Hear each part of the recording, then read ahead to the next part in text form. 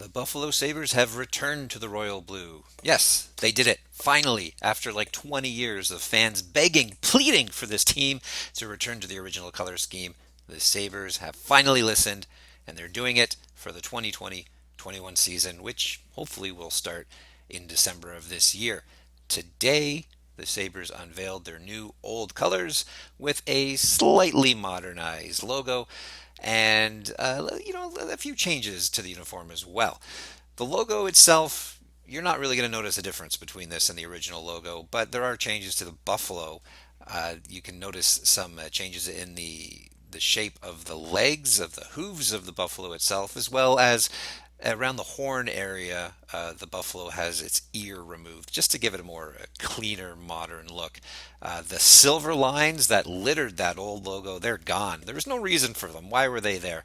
And it's kind of ironic that for once silver is being removed to modernize a logo. Never thought I'd see the day, but here we are. It's 2020. Things are weird this year. The uniform itself, again, has some changes, just like the logo from the original. There are the addition of white stripes on both the waist and on the sleeves of this uniform. Uh, the team said that they wanted to pay tribute to the striping patterns of the past, but also introduced some nuanced details.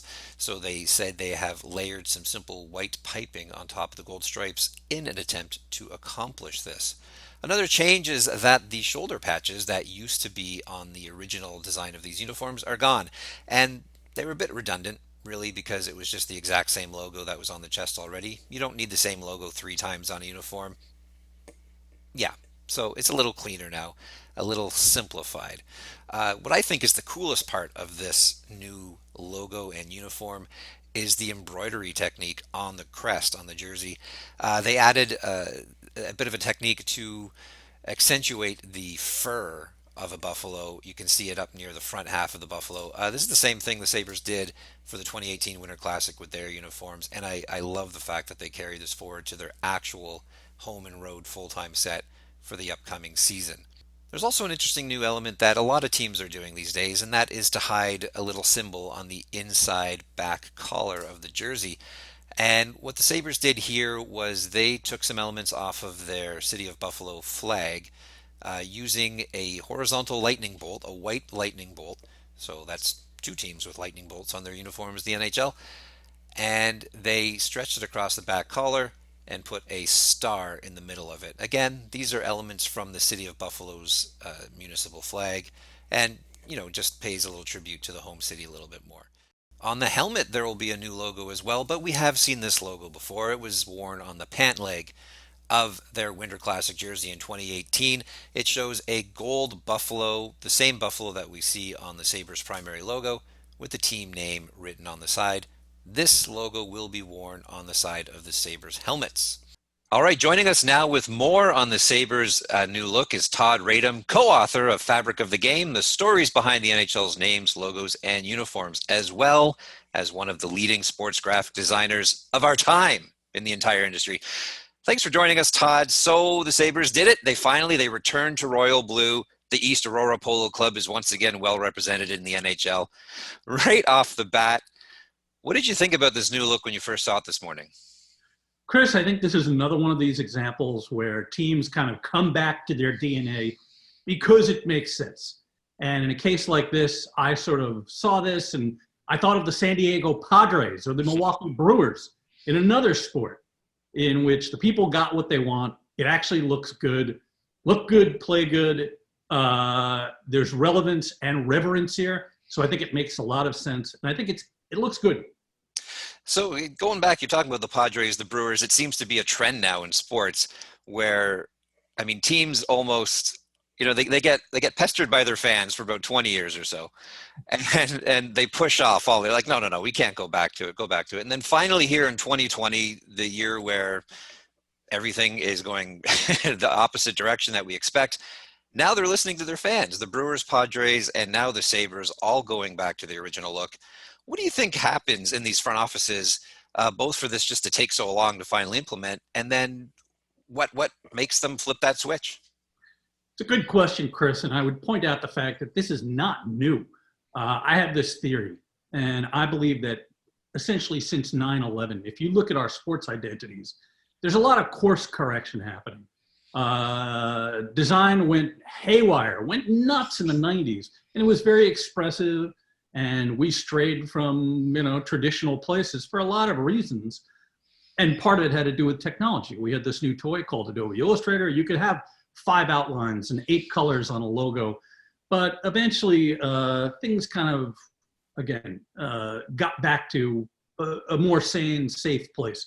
And I think that, again, the 9/11 part, if you think about the rebrands that have happened since then across all professional sports in North America, I think it's the result of people wanting something comfortable.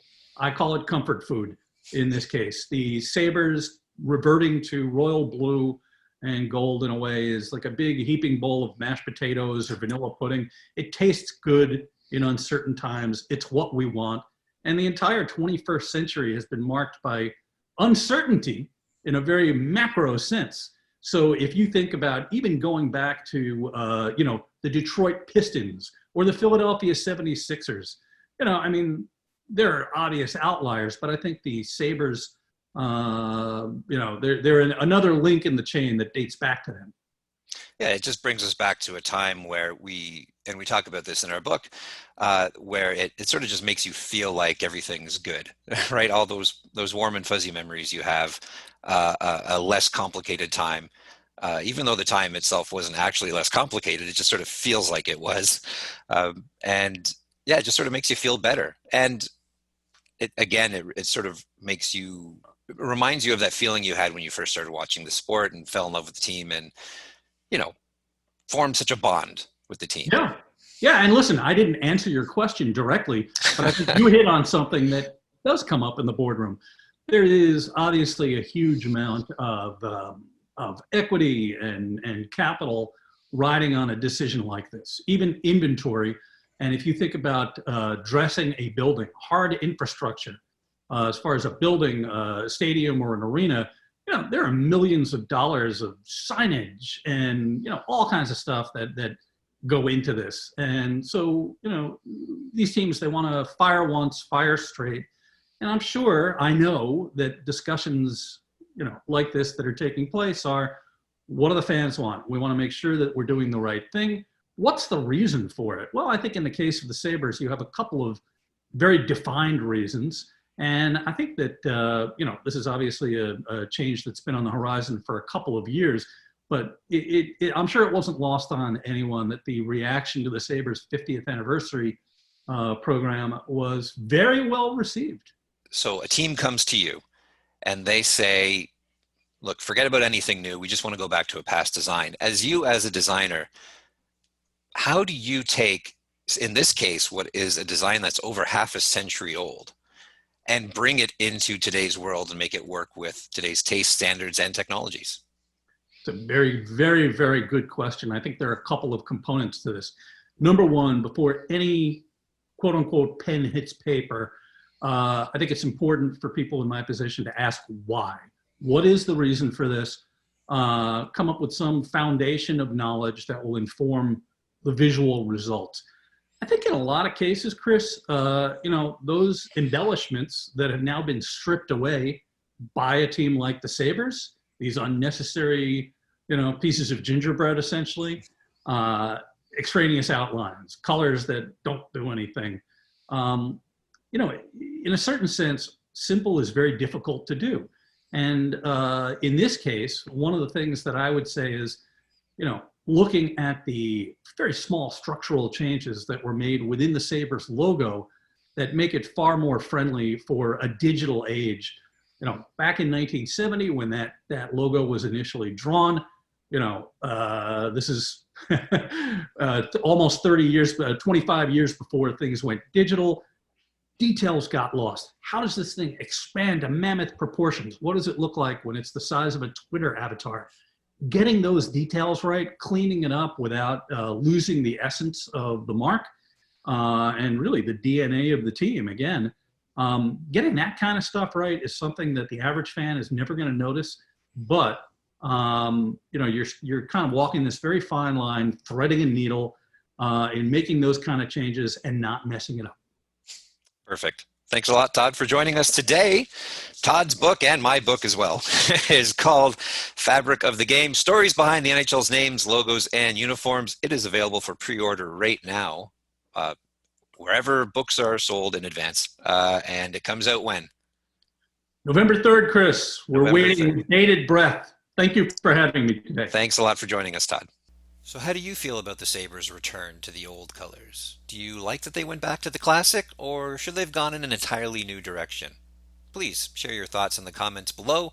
Don't forget to like and subscribe to our channel. And, stop by SportsLogos.Net. We got even more coverage, commentary, and photos on the Sabres' return to royal blue and gold.